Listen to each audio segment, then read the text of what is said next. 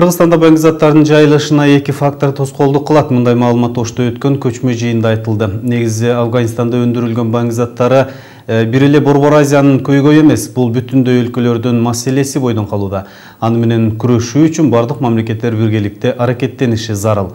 Ушул жана башка маселелер боюнча кийинки сюжеттен көрсөңүз болот.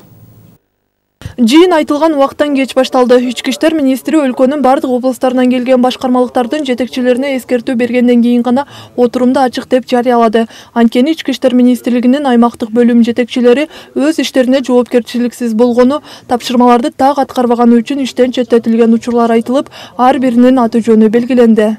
Ош шаар боюнча Сугаймантоо милиция бөлүмү Исраилов, Акбура милиция бөлүмү Исмаилов, жаш өспүрүмдөр менен иштөө тескөөчүлөрдүн штаттык бирдиги бул бөлүмдөрдө белгиленген өлчөмгө жеткирилди.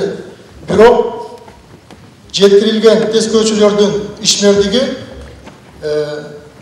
бул кызматтын ишмердигин жөнгө салган буйруктун талаптарына таптакыр жооп бербейт.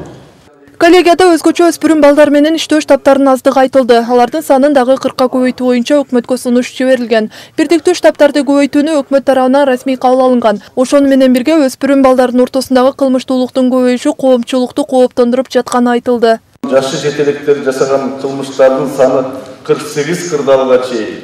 Башкача айтканда 219дан былтыркы 267ге чейин өскөндүгү белгиленген. Иштин мындай абалы көңүл кошкулбашыбыз керек. Буга байланыштуу өсүп келе жаткан муун кандай болуп чоңойгондугунан, кандай баалуулуктарга багыт алгандыгынан биздин өлкөнүн келечеги көз каранды болот.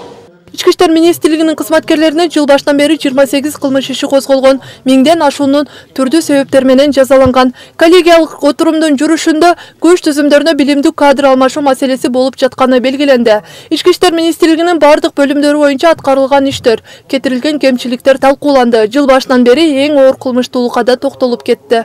Кыргызстан боюнча 62 адам өлтүрүү болгон, ошонун бүгүнкү күндө экөөнүн бети ачылды.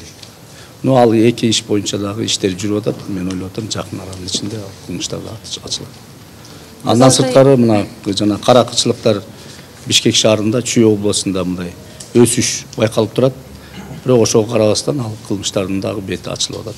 Министр кылмыштуулуктун бетин ачуу боюнча иштердин жай болуп жатканына техникалар жана башка түрдүү себептер бардыгын кошумчалады. Коллегиянын кийинки жыйыны 2015 жылдын жарым жылдык эсеби менен Ысык Көл облусунда өткөрүү пландалууда. Эске сала кетсек, республиканын тарыхында Ички иштер министрлигинин коллегиясы башка облустарда өткөрүлгөн эмес. Назгүл Ахунова, Раной Назарбай, Айбек Беделбеков, ынтымак. Ош шаарында эртең 21 апрель түнкү саат 12:00дөн 23 апрель түнкү саат 12-ге чейин таза суу өчүрүлөт. Бул күндөрү суу түтүктөрүндө оңдоп түзөө иштери жүргүзүлөт. Бул тууралуу Ош шаардык суу канал ишканасынан билдиришти. Маалыматтарга караганда, шаар тургундарынын бул күндөрү жетишээрлик суу камдап алууларын эскертишет. Ош шаарында суу тартыштыгын жоюу үчүн буга чейин 6000 куб метрлик 2 суу кампа курулуп жатат. Ал 2016 жылга чейин бүткөрүлөрү пландаштырылган. Учурда калада 206 000 таза суу колдонуучу бар. Расмий эсеп боюнча шаарда 268 000 адам жашайт.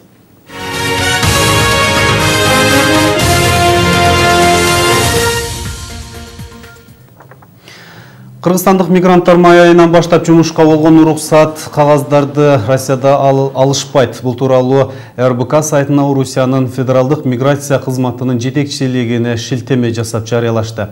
Маалыматка караганда, Кыргызстан Евразия экономикалык биримдигине киргенден кийин патент албай калышат. Мындан улам Орусиянын мыйзамдары 400 000ге жакын адамдарга жумшарышы мүмкүндүгүн эксперттер болголошууда. 15 апрелге караганда расмий маалыматтар боюнча Орусияда 505 000 кыргызстандык мигрант эмгектенет. Аларда Кыргызстан Евразия экономикалык биримдигине кирүүсү боюнча документтерди ратификациялоону тездетүү боюнча талаптарын коюп, бүгүн 20 апрелде Жогорку Кеңеш имаратынын алдында пикетке дагы чыгышты. Өзбекстандагы барак эксклавына жер семирткич жана арпа үрөнү жөнөтүлдү. Өзбек Республикасынын аймагында жайгашкан Кыргыз Республикасынын барак эксклавына 15 тоннадан ашык жер семирткичти 16 тонна арпа үрөнүн жеткирүү үчүн жүк ташуучу унаалар кече 19 апрелде жөнөтүлдү. Ал унаалар аталган жердеги жергиликтүү калктын 51 тонна жүгүрүсүн, 25 баш кара малын, 150 баш кой, 2354 дана терегин жүктөп келет.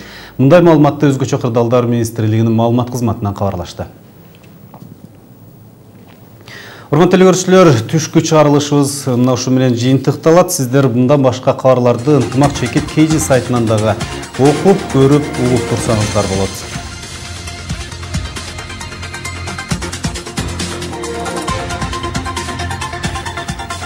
Мен сиздер менен коштошом. Кызматыңыздарда Асанбек Каракозоев болдум. Саламаттаңыздар.